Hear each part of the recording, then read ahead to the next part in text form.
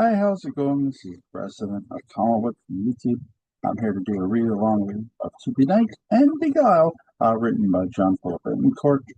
Uh, Book 9, Chapter 1, Return to Welshport. Almost 5 years ago, Evie Jordan stepped off a ship from Britain to American soil. Like many before her, she pinned all her hopes and dreams on her new life with her soon-to-be new husband, Sebastian Lord. Those hopes and dreams brought her into a world of wealth, privilege, and power that became tainted by twisted family secrets of nightmares and shadows. Despite the trials and hardships, horrors and dangers, chaotic loves, and even death, Welshport was her home. And she, oh, now home, sorry. And she thought of it like it was the most beautiful place on earth. This is where she fell in love, found her strength and independence, and where she became a mother to a boy she had gone to the depths of hell to save. Her home was now their home. Motherhood made all the difference. Today, on her return from her treacherous kidnapping to Scotland, Evie Jordan Lord once again stood in the exact same spot in Welshport Harbor. Seagulls circled. The waves crashed in big blue and white crashes of spray. The air was crisp and salty and filled her lungs just as she remembered. Evie and a group of her friends were returning home, fresh from her almost 11-month terrifying journey where her one-time husband had kidnapped her and their son, meaning Sebastian Lord. Every day, Evie worried she would never see her son again. Every day, she worried the dangerous cult-like hive of vampires she was trapped in would destroy everything she loved. But that fear was now gone, and her bright blue eyes now flashed with the sparkle of power and strength of a woman with strange history behind her.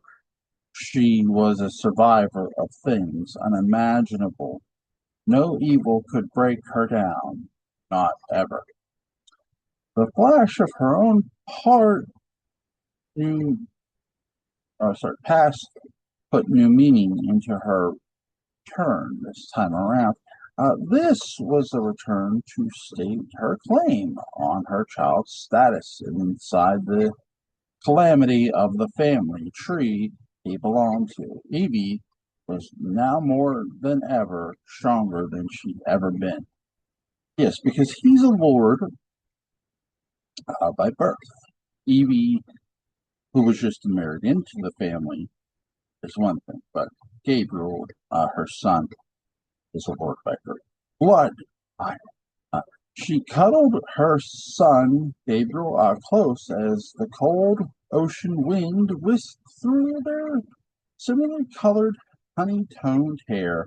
The ship's captain bowed his head to them as he removed the safety rope to the wooden bridgeway that took them from the ship's deck to the dock. Matthew was with her too. His strong hands gripped Evie's free one as she stepped up to gain balance. She looked into his eyes and saw the tender love he still had for her. Perhaps she still had for him too. Matthew's sister Hope followed Evie. Evie's cousins Roman and John Mark, not that John Mark is related to her, but John Mark is somebody who helped them escape Cypheniach Castle. Two refugees from Cypheniach Castle in Scotland came after, and then Matthew. He, too, on his return journey to a place filled with harsh memories that were very much intertwined with Evie's as they stepped onto the street just outside of Welshport Harbor. The familiar smell of the bakery down the lane uh, wafted over. It was early morning, and villagers were already up dabbing their morning bread and milk packages. Sailors were already unlatching their boats, ready for an early morning hitch. Sure, we want to explain.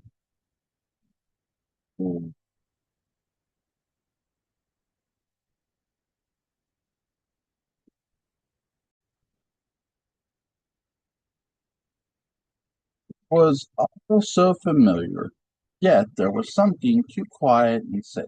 Welshport almost seemed like a flipped version of itself, once filled with mystery and fright, now a shining, quaint seafront. We should get to the beach house, Matthew said to Evie, who agreed. Where should I go? John Mark asked. Roman smirked, patting him on the back. Hopefully, our new friends will have us, Roman said. Of course, Hope exclaimed. We all come back together. There is no sense in us splitting up now. John Mark, come with me to Matthew's. Roman, you're more than welcome to come back and it gets in the way to the beach house with Gabriel and I know the family would love to see you again, said to her cousin. Do you think Aunt Aurora will have me telegram my mother? Roman asked. I'm not really ready to speak with her, he said. It was the first time Evie got a hint of her cousin's possible icy relationship with his mother, Miranda. Uh, maybe Miranda's a bitch. Aurora's younger sister. I think we'll take things one step at a time, Evie noted. Uh, let's start with getting us all into a hot bath and a good meal. Agreed, Hope, said Matthew. Get them home safe. She smiled to her brother. I will. Thank you for everything, Evie said, grabbing Hope's hand and squeezing. Hope smiled and gave Evie a hug. Think nothing of it. Now, shall we, John Mark, follow me, she added as she grabbed the young daywalker's arm and looped her through it. Yeah, John Mark is a vampire who's also half human. Who's, well, vampire, but he has the ability to walk during the day because it's an ability he was given by the woman who turned him.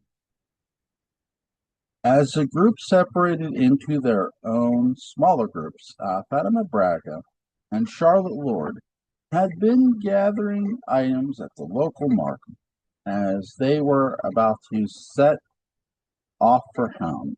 Fatima gazed off towards the harbor and could not believe her eyes. There was Matthew and Evie alive. She she said some words in her native Portuguese crossing that I'm not going to attempt because I don't want to fuck it up. They've made it. Charlotte followed Fatima's eyes and gazed with glee when she saw familiar faces. Evie Gabriel, she shouted, waving her hands with excitedly as they got into a cab headed for Baltimore Beach. Evie's home. They didn't hear me, the young heiress disappointed. So Charlotte could not get their attention for some reason. I don't think I didn't think I'd ever see them again. Matthew did it. He really did it. Fatima said to herself then turned to Charlotte. He followed your vision, and he actually got me home. Well done, meaning you should be proud of yourself for help in helping. I'm happy, but please don't tell my mother or Philip that I used my powers to link to Sebastian's mind to find Evie. Mother warned me not to use my abilities. Besides, they wouldn't understand, and they have enough to worry about, Charlotte replied. Fatima, zipping her lip, winked. Transcendida, she said in Portuguese for lock. As the two shuffled along cobblestone streets, groceries, Charlotte suddenly stopped when a thought came into her head. An old horse and buggy passed them, but where is Sebastian? She asked. I wonder if he's come back too. Fatima sighed. That is a mystery I will leave for God to solve. If Sebastian knows any better, he will never set foot on this island again. It's his home too, Charlotte reminded Fatima, in a way standing up for her cousin. Fatima replied, rolling her eyes. Charlotte quickly changed the subject away from the controversial Sebastian and back to those who returned. So much has changed since they all been gone. Should we go and warn them? Charlotte wondered. Let that be for Aurora, Fatima replied, correctly assuming Evie was headed home. Evangelina will have to hear it from her own family about what happened, the good, the bad, and the tragic. Now, I'm going to say something. I do find a lot of this conversation interesting because Charlotte, though not directly related to Evie, has had a very, at least close enough relationship to Evie to approach her. So I'll say that. Sorry. As the two headed towards home, Hope and John Mark passed them. John Mark and Charlotte locked eyes. He felt a sudden pull to the young blonde. Her hair shined in the morning light. He had never seen anyone as pretty as her, especially not his own age. Charlotte flipped him a shy smile, but as they passed, she got a sudden sinking feeling in her stomach that stopped her cold in her tracks. Hope and John Mark continued to walk. What is it, Fatima asked Charlotte. That boy. Something about him, Charlotte sensed. Who is he? Fatima shrugged. I don't know. Someone new? He came on the same ship as Evie and Mattis. Charlotte's instinct told her there was something odd about the young man, odd and yet familiar, something she'd eventually learn, wish she never ever knew. As Hope and John Mark made their way through the winding streets of Welshport to Matthew's apartment, they passed the entrance to the grassy area that led up to St. Catherine's Church, where Father Donovan Ryan was helping one of the nuns plant rose bushes. He saw the two newcomers walking together and smiled. They did not see him. Then, like a flash of lightning from the sun, he remembered Hope. His smile turned to a locked, frozen expression of memories of a young, long-lost friendship. The young nun yanked on his sleeve, holding him out of his dazed state. Oh, I'm sorry, sister. Did you say something? He asked. Nun narrowed her eyes, confused. Yes, and you can replace the soil now. I placed the bush in, she said. Of course. Yes, of course, the priest said. You drifted off, Father, the nun said. See a spirit, she said with a giggle. I thought I saw someone I knew, blushed Yusuf. I parish, the parish priest replied, blushing, his mind still swimming with the vision of hope, the vision he did know a long time ago. Churchill Green Asylum had a quiet disposition this afternoon. The feeling of calm sea just before ship slices through a place glass-like surface. It wasn't a normal feeling for a mental ward of a hospital. But then again, nothing at Churchill Green could classify as normal. Jonathan Deviney sat in his hospital room that overlooked the courtyard facing Welshport Hope's main hospital. He had been there for almost a year now, recuperating from a tragic, almost life-taking event on the cliffs near the infamous lighthouse.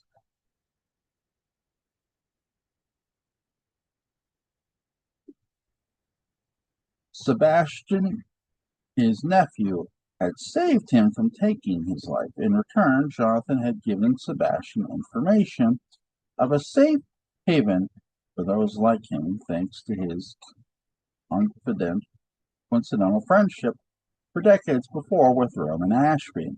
They had known each other in school. Roman's role as guardian of this a vampire court meant Sebastian would protect him for as long as he lived.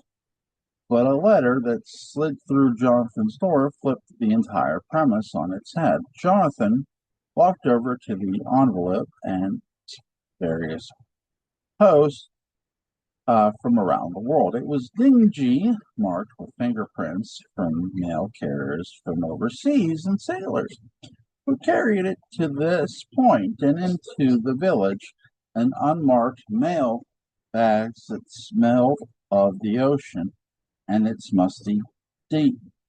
The writing was familiar. Jonathan recognized it right off as Sebastian's. He quickly ripped the envelope and read the letter. Jonathan, I'm writing you from a safe place, not the place you sent me, as it had been destroyed, gone for good. Evie no doubt will give you all the details and poison more against me once she does. I don't expect anything less from my ex-wife. It has, if this new to you, I regret breaking it this way. I wish it hadn't gone like it did. Not a heap of collapse and flames. But so be it. This is fate. I want to thank you again for sending me here, or at least giving me the information about it so that I could decide to come or not. Your friend Roman, he did not, however, live up to your kind words of friendship. He betrayed us in the worst way possible. Jonathan's eyes narrowed at the word often used in Sebastian's text, us. Who was us? He and Sebastian, someone else, Jonathan was not clear. The letter continued. After many weeks of hoping to have Evie understand where she and I belong, Roman, her material cousin, marital cousin, helped her escape with Gabriel and Matthew. Yes, Matthew found us. To be honest, I had a feeling things wouldn't work out for me with Evie here. Perhaps my hopes were too high. But thanks to you, I met a world that was fulfill me for that will fill me for decades to come. Evie, she must be home now. Perhaps you'll see her with my son. I need you to watch over them. Jonathan, we've had our differences, you and I, over Jacqueline and the child she lost, but we are family, true lords. Evie has abandoned that aspect of our life. In return, Matthew and my son. I hope I can count on you to do something for me. Watch her. Stay true to the bonds of our family name. Soon I'll return, and there'll be more for me to say. And Jonathan, if you do this, trust when say you will be handsomely rewarded. Lastly, Uncle, we aren't exactly the best of friends or even close since we've shared that moment on the ledge of the cliff near the lighthouse. You've come to be someone I feel understands me and would wish me the best. And so I'll tell you I've married again. My new wife, the Countess Dominique, the shawl, and I are very happy. I hope you'll meet her soon. With that, give my love to my son and thank you, your nephew Sebastian. Jonathan crumbled up the letter in his hands into a ball. He felt sick to his stomach when he had told Sebastian of the world his friend Roman had found himself in.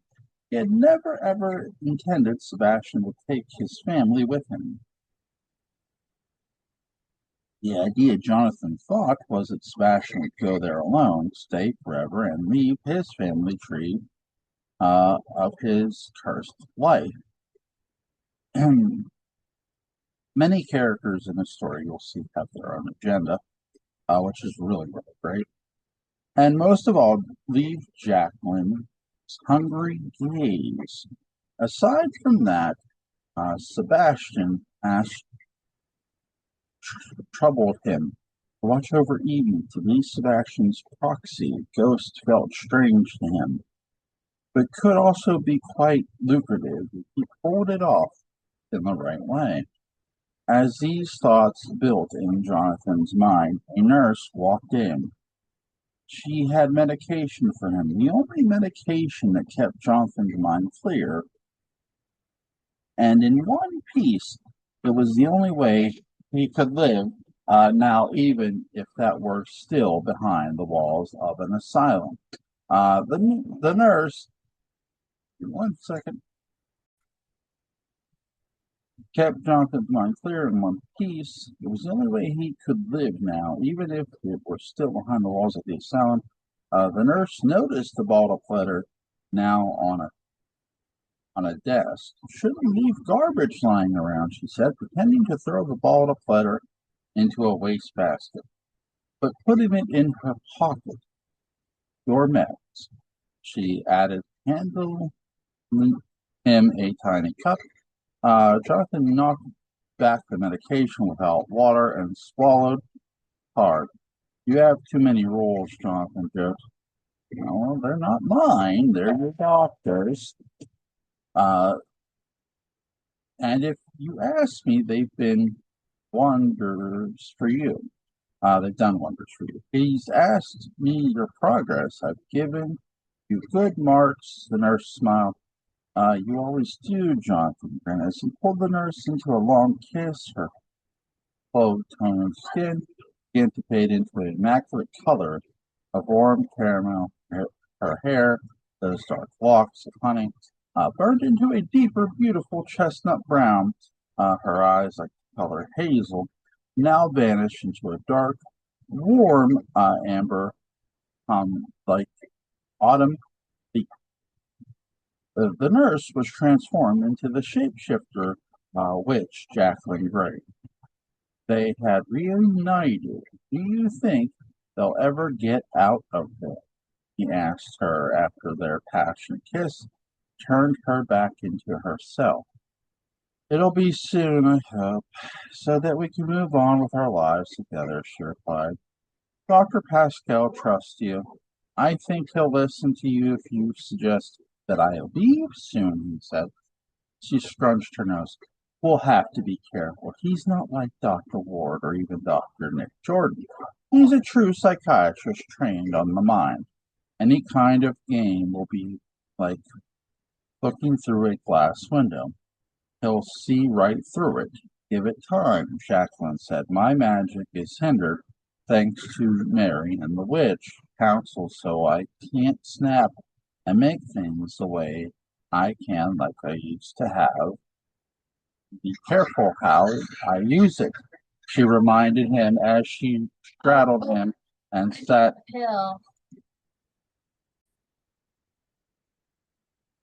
Let's see, where was I?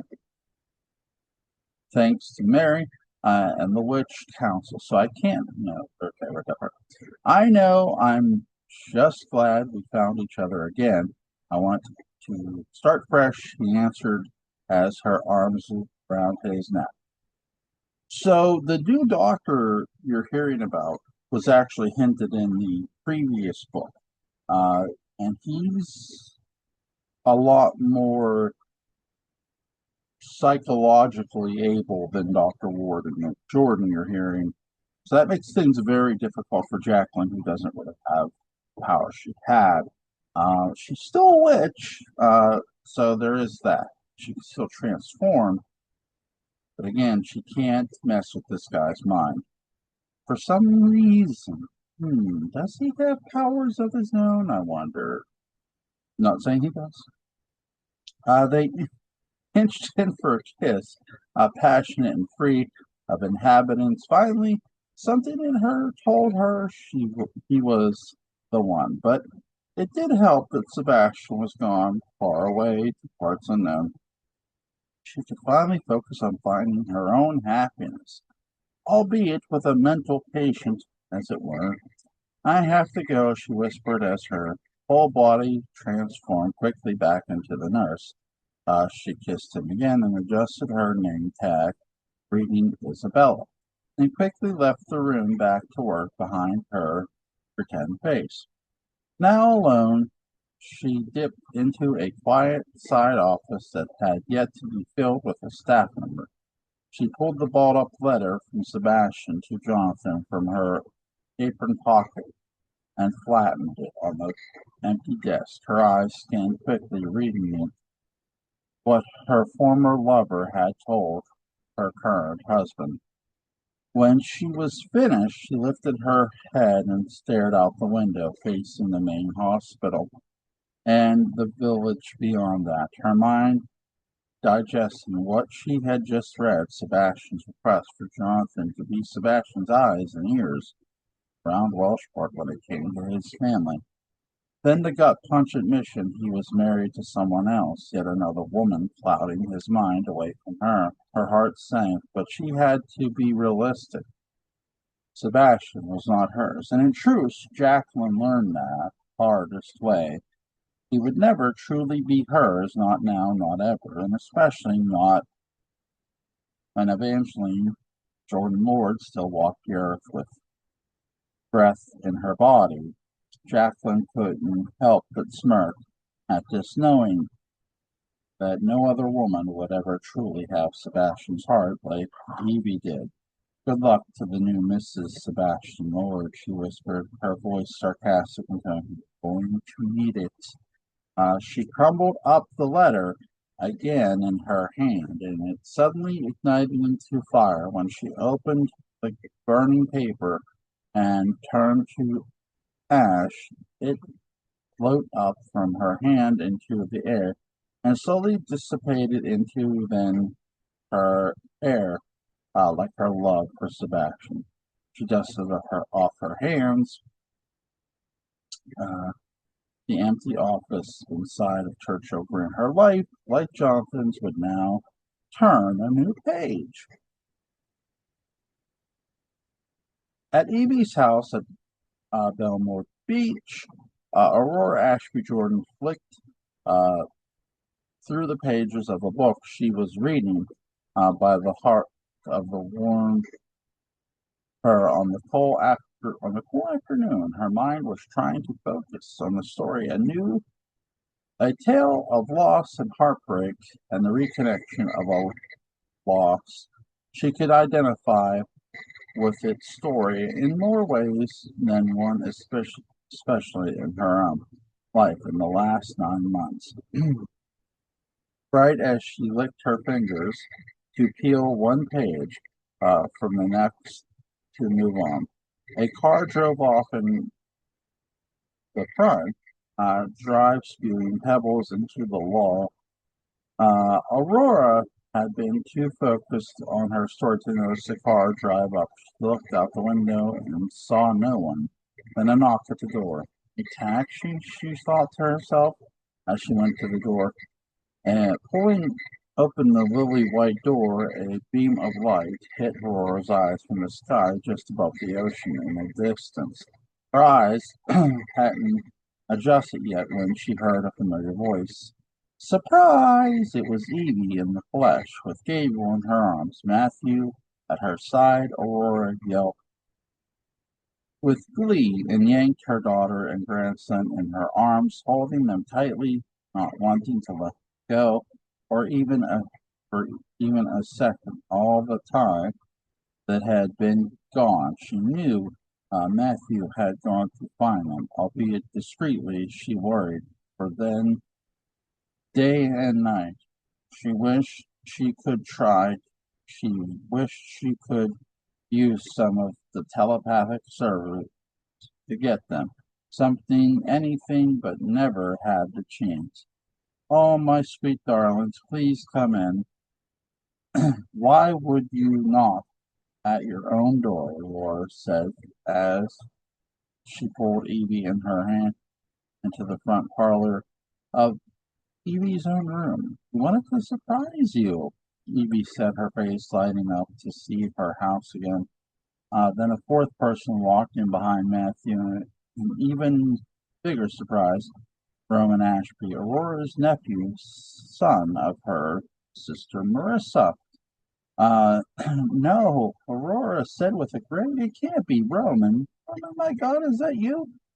He nodded. Hello, Aunt Aurora. Roman's eyes twinkled with a childlike shyness. Aurora rushed over and pulled him into a hug as tightly as she did with Gabriel and Evie. I can't believe it. How did you find each other? Please, please, everyone, sit down. Tell me everything, she said. Sorry, Aurora said. Little Gabriel lifted his hands like and signed to his grandmother. Papa went away. No more Papa. Aurora's face dropped as she signed back as best as she could. Papa went away. Evie grabbed the little boy's hands and kissed them. It's a very long, long story, Matthew added, squeezing his mother's shoulder. I can't imagine. I can imagine so. We hadn't heard anything from you, and well, we feared the worst. What did he do this time, honey? Laura added, her face softened, feeling a terrible story about to be shared. Sebastian Evie paused as she couldn't believe what she was about to say. Her mind flashed back to the dark room she was held in, Sebastian's cold demeanor, the way he almost felt like a stranger, and how alien he was to her. She flashed to the fight with Sinet, the fall from the window, the terrible smoke and secret passages, the feeling she'd never find Gabriel again after he'd been taken and almost used as some sort of real ritualistic sacrifice. It all felt overwhelming. It's okay, Matt said as he buried her face in the crowns of her son's beautiful honey brown hair. Sebastian held us captive in this place in Scotland. It was horrible. I didn't know if I was going to get out alive. He took Gabriel from me and hid him. There was this awful plan, sorry, for Gabriel. Sebastian and this woman, this vile woman who'd only wanted Gabriel, I can't even say it. What Aurora asked, her eyes wide as saucers. Aurora, she wanted to kill Gabriel, Matthew said. In a strange dark sacrifice, Sebastian fell into this woman's web and agreed. We don't exactly know if he understood what was really going on. Eventually, we got free with the help of Roman. What? Aurora shouted. What kind of people was this? What would Sebastian ever want? Ever? Now, why would he ever want to hurt his own son? He's not the same. She used him. She changed him. Even worse than Jacqueline tried to. There were others like him, and this woman, they all wanted us dead, Evie recalled. They were all vampires. Went home, other than no, Roman. And Hope and I finally got to Evie and Gabriel, things had already turned towards the worst. And we were all lucky enough to get out of it in one piece, Matthew said. Help, Aurora asked. Or sorry, Hope, Aurora asked. My sister, she went with me, Matthew said. Sister, you have another sister? Aurora asked again, her mind still trying to put things together. As she only knew of Matthew's late sister, Alice. Matthew chuckled. That's another story for another time. The good news is we're here and we're safe, Evie added. Yes. And you, Aurora said, pointing to her handsome nephew, how did you get caught up in this? How did you find them, she asked.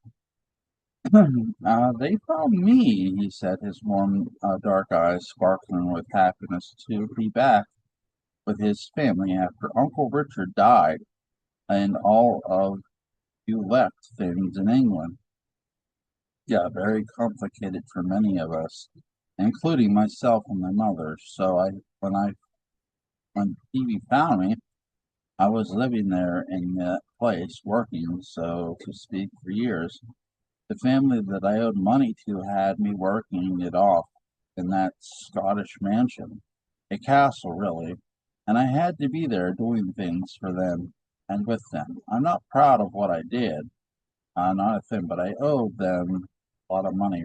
So, are you all right? Aurora asked. Now, I mean, do you need help with paying off your debt? Because the family is in a better place now. Everything has slowly gotten better. I've been able to keep myself afloat, and Evie, of course, I won't speak for her, but she has a substantial amount of money now that I'm sure could help. Evie agreed. I've already offered. No, no, as I mentioned to Evie when she offered, my debts were paid off years ago. I just had nowhere else to go. So I stayed there within that household. It wasn't until Evie and Gabriel came that I realized what I was doing was, well, for a lack of a better word, foolish. I didn't need to live there and to be a thing to do the things they wanted me to do. I had a family out there, and fate came and reminded me that Roman said. Matthew patted Roman's back, and smiled. He was a huge help. Without Roman, I don't think we would have gotten out alive.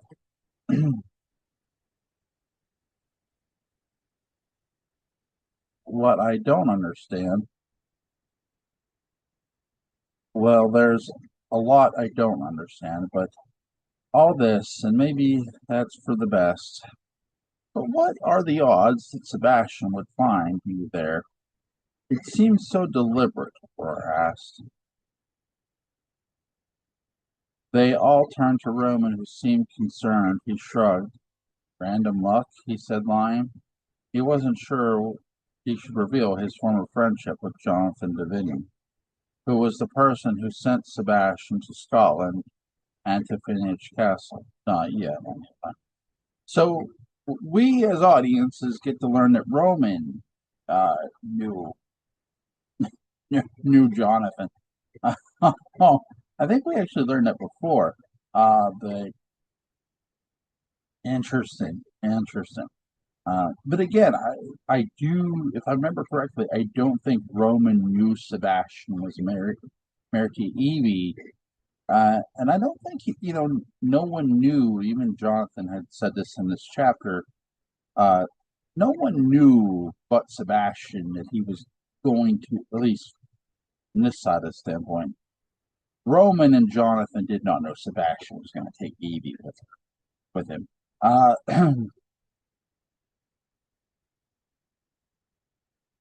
So, Gabriel began to sign Papa. Aurora smiled and then turned to Evie. So Sebastian, he sighed.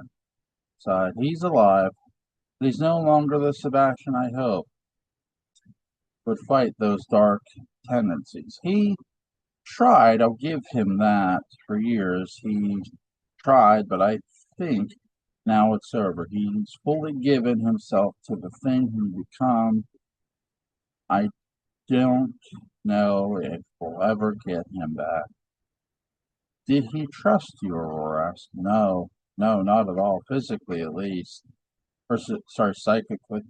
Uh, at least, but he and I will never be the same. I don't think I could ever trust him if he came back, but I don't think that's likely. Aurora sighed and grabbed her daughter's hand and squeezed as if to feel it were real. One time, Roman, for his part, knew that as Gabriel was the mixing, at some point Dominic would seek him out again.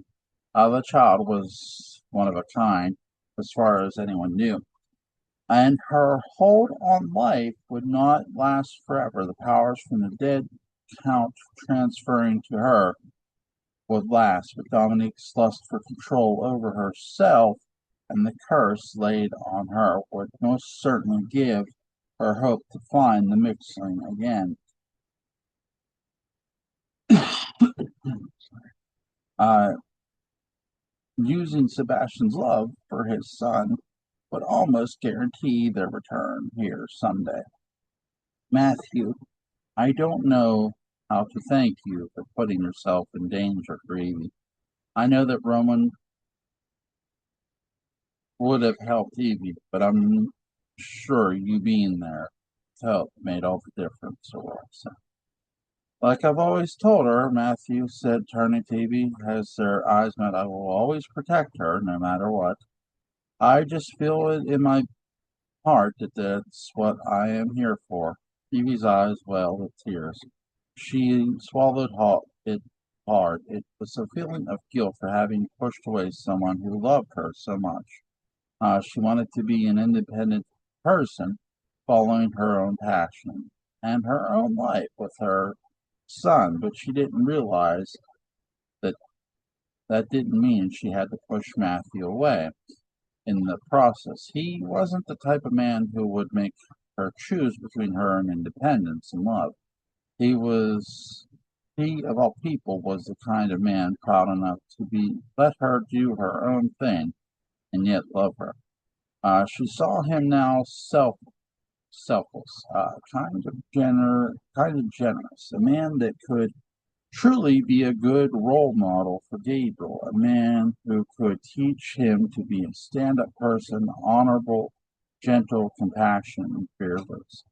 Their love would need mending, as all love needs after traumatic events. But Evie hoped in her heart that there was still room for him and hers.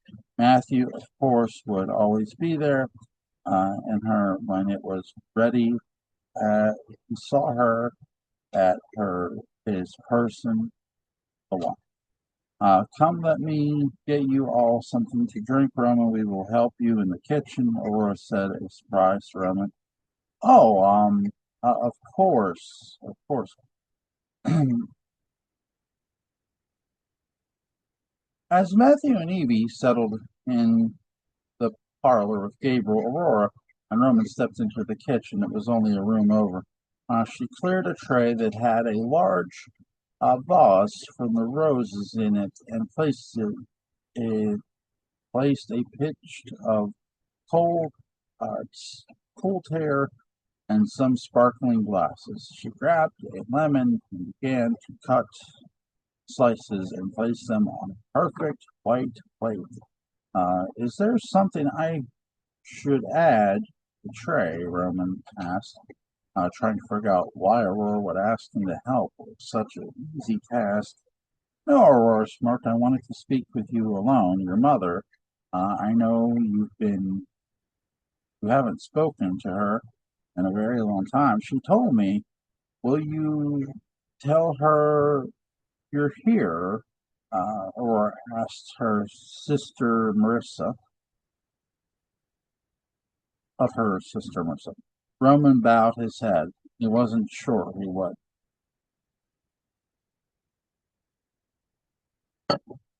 Darling, you need to tell her. I'm sure she misses you, Aurora shrugged. I'll write her, she said. Yes, you should. I can't imagine how beside herself she must be after all this time. It's been years. You've been, you've seen or spoken to her, right? I haven't seen her in years, yes. The shawls kept me from everything I was before. We'd write every Christmas while I was in England. She was here in the States, but once I got tangled up with the shawls. Well, that's all. Years, that's too much for any mother. Please, darling, write her and tell her you're safe and you're here with us. I know she'd feel better knowing you're finally with family, Laura said.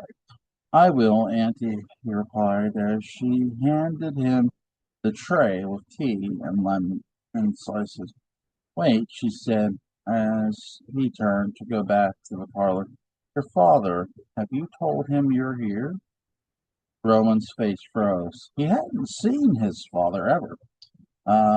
His mother, Marissa, had left Welshport when she was 2 months pregnant with Roman to live in England near Aurora and her own growing family. Marissa and Roman's father uh, were never married and had only been short time lovers.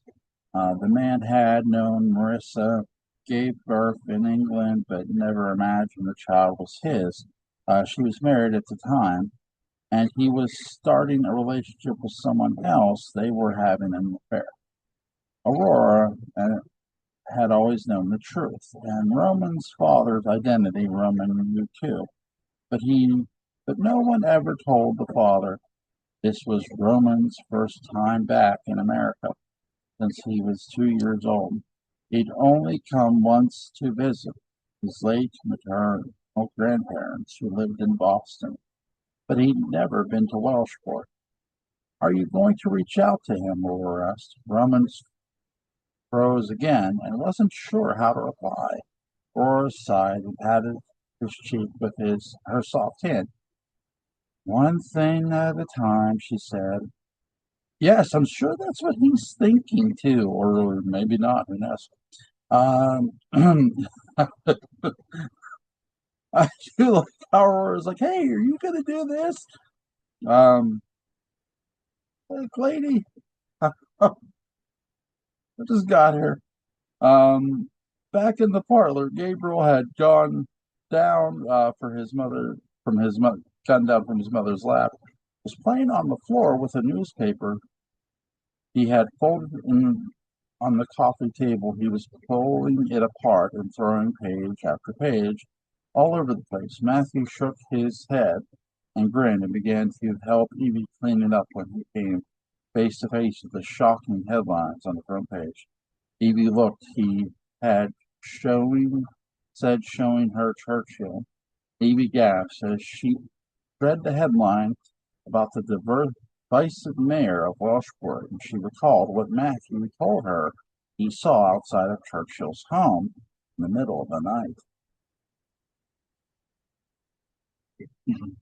Suddenly, Aurora and Roman entered with the tea. Mom, what happened? He asked as she showed the headline to Aurora. The headline read Churchill Memorial Plaque Ceremony. Mayor-elect Kramer to preside. Then below, another headline stuck out. A Lord sentenced for the death of local doctor. Where's Nicholas? Evie said, thinking quickly about her doctor brother and connecting the dots. Aurora sighed. Darling, Nick is fine. Nick is okay. Aurora said as Evie breathed a sigh of relief, but a lot has happened since you've been away. There are more big changes that I should tell you about, but don't read it from that paper. It's not all clear in Baxter's words, she said. Nothing.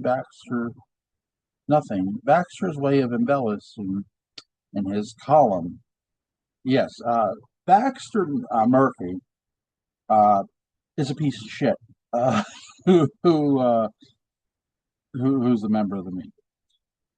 So Matthew turned to Evie, whose heart still felt like it was about to explode as she handed the newspaper to her. What had Rebecca done, and to whom? Then another shock. Matthew's eyes looked toward the staircase as he saw coming down the then legs of a man, then a torso, then the arms, then the strong, chiseled face of Eden Sidney, the assistant district attorney, prosecuted Evie in the botched witch trials. Darling, oh, Eden said, my God, Evie, Matthew, you're home. You're all home. Back home, Eden replied, moving down the rest of the staircase as Aurora looked over uncomfortably. What's going on? Matthew asked. What is Mr. Sidney doing here? Evie asked as a race of ideas sped through her mind as to why this man was upstairs in her home calling her mother darling. Because they're having sex. Uh,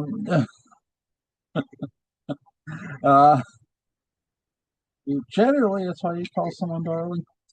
Evie looked Eden up and down, studying his very comfortable clothing. Uh, Choices to her, it meant Eden had been there, perhaps every night. I'm sorry, I wouldn't have come downstairs in such a way had I known you were back. It all must be terrible confusing, the prosecutor noted. Very, Evie replied almost sternly. Evie, sit down. I'll explain everything that's happened in the newspaper and Nicholas, everything, but it's going to take a long time. Please do, Matthew replied in an equally shocked tone as he picked up Gabriel from soft carpeted parlor floor. Roman looked around confused. He had no idea what he was about to be dragged into. I should let you all talk in private. I'll go back my way. Eden said, then paused. I'll head to town, he corrected Aurora. I'll see you soon, he added as he kissed her on the head, quickly making his awkward escape. Evie turned to Matthew, who came to her side with Gabriel in his arms. Even as they went through hell in Scotland, the horrible truth was the shadows of secrets, lies, and never stopped casting their spells over everyone at home in Welshport. Evie and Matthew were for a wild ride. As Aurora took a deep breath and sighed, well, let's start from the beginning. We were all worried, terribly worried that you were in danger, but with no way to know for certain, there was no note in what looked like your writing. And oh, sorry, there was a note that what looked like your writing. We hoped that the truth was you left with Sebastian willingly, although in our heart of hearts we knew it felt strange for you to leave us that way without saying goodbye. Matthew, of course, knew better. We're very thankful that you went after her, and at the same time, very thankful you're all safe from what happened here, or explained still rather cryptic. Evie and Matthew shot each other looks. Perhaps they were safe from the drama at Welshport, but certainly not what happened in Scotland. While you were gone, life went on. We had to keep living, the good and the bad. Unfortunately, there was a lot of bad. People got hurt. There were deaths. Eden and I found each other in that whirlwind chaos. And Caspian, you two were getting closer before we left, Evie recalled. Aurora looked at Eden with pause. I think you should tell me everything, Evie said. Aurora looked up at Gabriel, who, playing in Matthew's arms, his little happy face gave her the strength to start the story. To tell of what happened while he and his mother were trapped in Scotland. It's so hard to know how to start, Aurora answered with tears in her eyes, taking me back into all that pain and suffering. It's almost like a dream, what we all have been, we all even survived. Matthew sat on the arm of the sofa.